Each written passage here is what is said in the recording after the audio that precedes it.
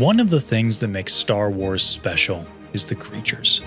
Whether they're background characters, minor roles, or main characters, the creatures in Star Wars breathe so much life into that galaxy far, far away.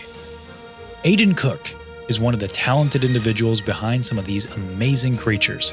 From Boolio in The Rise of Skywalker, Dr. Quadpaw in ANDOR, to Two Tubes in Rogue One, just to name a few. Aidan's creature work is some of that magic that makes Star Wars, Star Wars. This last fall at ICCC in Nashville, Tennessee, my co-host Seth and I were having a bit of a heated debate. See, I was trying to tell him that the creature at the end of Solo, a Star Wars story, was actually the very same Two Tubes that we see in Rogue One and in ANDOR. Fortunately for us, Aidan Cook just so happened to be sitting at a table at that convention, and we thought, hey, who better to settle this silly debate than the man himself? So myself, Seth, Grayson from Mortis FM, and Will of the Force, we went over to Aidan's table and we had a really awesome conversation. Hope you enjoy. There is another Two Tubes at the end of Solo. Was that you? That's me. That was you. Was you? Okay. I told you. I was a coward. I didn't want to ask. No, there was actually a mistake that was made by Mr. Kasdan, who actually so this is the pilot, and he dies in Rogue One, and they actually shot him trying to take off just as the. And I basically helped him to get into his fighter, and then took the ladder away. And as he took off, the big wave of destruction came over. Okay. So he survived. And this is Benthic. So he was Edrio and he's Benthic. He survived. When we were shooting Solo, he got it wrong and said that was Edrio, but it was in fact, and you can tell because this is a pilot and this is the sniper outfit. It was this particular outfit. So he then corrected it after the effect, and it was corrected online. Okay. And then this character is also the one that appears then in ANDOR 1. And that was going to be my next question. I told, see, there we go. He didn't believe me. He's not a real Star Wars fan. See, that's what it is. He doesn't get it. So this is him in ANDOR 1. This is outside in a quarry down on the south coast. In England. It's when Luthen goes to. Yeah. That's super. Luthen. That was one of the most exciting moments of my life, being in the middle of that scene. Yeah, that's just amazing. With those two and watching the way that they worked, like it was shooting it from over here, how they changed their performances and how they refined it more. And Stellan, actually, both of them, but Stellan especially, it's just the loveliest man. That's amazing. Yeah, that's awesome. Incredible. So then, my question, and you do not have to answer this. Okay. I understand there is legality. Okay. Yeah. Will you see you in ANDOR season 2? Maybe. I couldn't possibly say. Never tell. So are all these characters then ones that you have played? Then? Well, that's some of them. Yes. I've actually got a list of. Who have I got? I had no idea. That was my very Really?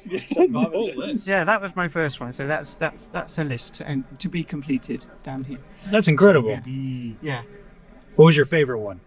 My first was my favorite. This one because he's evolved.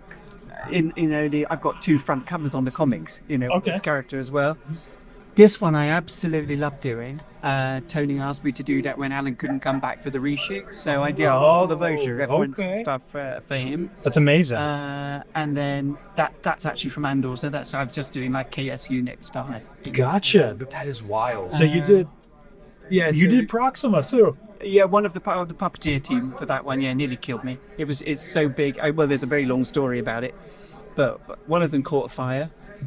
One of them soaked up all the liquid from the thing, and the weight of the liquid in it pulled the whole puppet apart. So we reshot it, and then just being able to, like, when you see the size of it, the way that the puppet worked, they had to sort of come up out of the water, and then it would swing right over to one side and swing back. So the whole rig on it, I was doing what was called bell pulling on it. So to actually lift it, I think the blisters are just out of yield, but yeah, just sort of to actually work it. And then my son was actually on the head as well, because he's Puppeteer. He was he was the one sort of either doing the defined control on the head and making sure he didn't sort of smash into. Okay, like this one. On this one, I was in charge of the dolly, and there's a bit where it goes up to Rey. That's Vexis has a swing in and stop right on their face, and it was built on a camera dolly. Okay, the mouth. 2 tons. You know, and so to push this thing to get it going and then to stop it before it hits it off, you know. It's Wow, quite amazing. That is amazing. I love this one because you can see, I think, a lot more. Well, Yes, of course. he was literally is one of the most beautiful things. We shot a whole operation. Yeah. They didn't show it, but because there's 2 other puppeteers. So I choreographed this thing when I'm picking up tools, slapping them into hands, putting my hand out, receiving them, mopping my brow, doing all of that, getting into the operation. And then we didn't see it. So Neil Scanman, who was you know, the in charge of all the creature stuff, he was like really kind of disappointed because on the day that we did it, he said it was like one of the best things he'd seen. But in terms of the sculpt and the appliance of the prosthetics and the movements and the practical, just the theatricality of the trick. So your hands are the top ones or the My hand to the top. Okay. Yeah, and then that's 2 other guys behind me. That's and they amazing. had to sort of size the hands. In fact, we had a rig.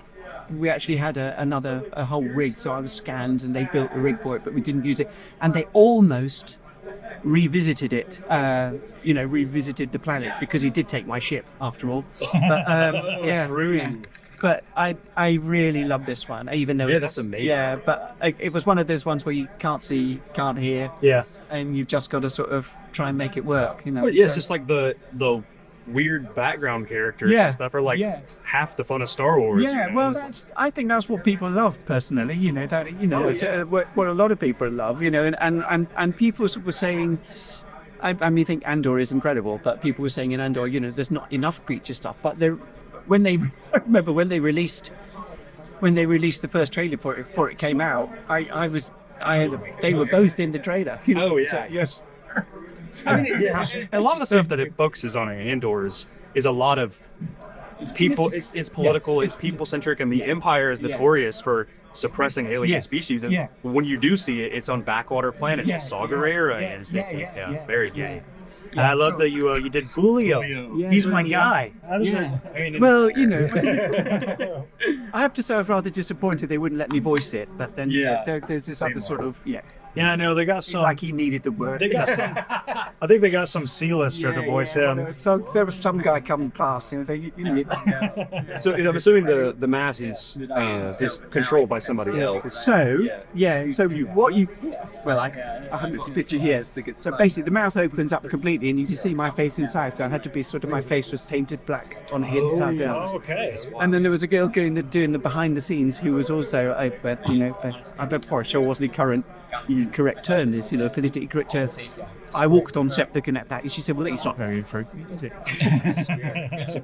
But actually, she was this. That's really That's fast. really fun. But it's just like the funny thing about this story was I was lying on my stomach, and then Finn was down below me, and I was hauling this label up, trying and dropping this cable down to him, trying not to hit him in the face with it, and having this conversation. And it was physically the effort of holding myself there. Can you get a bit further out? So basically, I'm just holding the whole upper part of my body. I'm sweating You're like quite hot. badly. So the sweat was dropping out of the face, straight down into his face. So Tommy Gormley is the first who was just absolutely creasing himself laughing at that. But that is Finn was really cool about it. But again, a lovely character, and died too soon, died too young. I know. You know? I know. And this was another scene which they didn't show. Oh, I've never even seen that. Yeah, no, so it's not in the movie, but they released the pictures of it. Oh, Star Wars Celebration. Gotcha.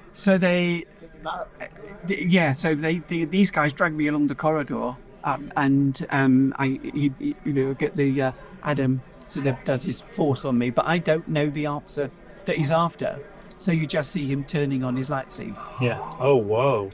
And they shot that, but never. So the real question is, will we see Boolio return? No, you saw his head on the table. Hey, somehow no one's ever really gone. Right? If it's a prequel, straight. Yeah.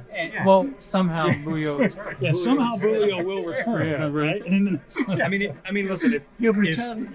if Ezreal dies, but if they can pop up again in Andor, then they can. Boolio might get something. Yeah. Boolio, a Star Wars story. Boolio might have a they did like him. It was good, and it was a nice role to do. It's incredible how many of these, like some of these are like my favorite creatures in these movies and shows. I had no idea that you're the guy who did all of them. That's amazing. Yeah, it's incredible. I mean, even the Phala Siren, I believe. Yeah, that's right. Yes, yeah, there's a good story on that one as well. Yeah, I would love to hear it. Yeah. So I'm not sure if I can do this on camera. Oh, here, I'll do that. Here. Well, for this, just thank you very much for answering our very obscure questions. I just want to thank Aidan so much for sitting down with us and having this incredible conversation. We chatted with him for another 20 minutes or so just in this time block, and we came back to his table multiple times throughout the convention. Such a wealth of information, of storytelling. I mean, he felt like just another fan, just like us, but he's living the dream out there, putting his craft in that galaxy far, far away and really bringing that magic into that galaxy with the creature work. And we just really enjoyed talking to him and wanted to say just a huge thank you for sitting down and being so generous with your time. It's guys like Aidan that really add that magic to Star Wars, that beating heart to that galaxy far, far away. I think about the cantina scene in A New Hope and all of those creatures and how magical that was and how enthralling it was to see all of those creatures and wonder, what is that and who is that character and what's their backstory? And it's people like Aidan that give those characters that life and make Star Wars just feel so real. So when Andor Season 2 rolls around this April, I'm definitely keeping an eye out for Aidan's name in the credits because let's be real, we all know my man Two Tubes is bound to show up. Thanks so much for watching. If you appreciate this kind of content, consider subscribing, maybe drop a like on the video if you enjoyed it, and we'll see you guys in the next one. See ya.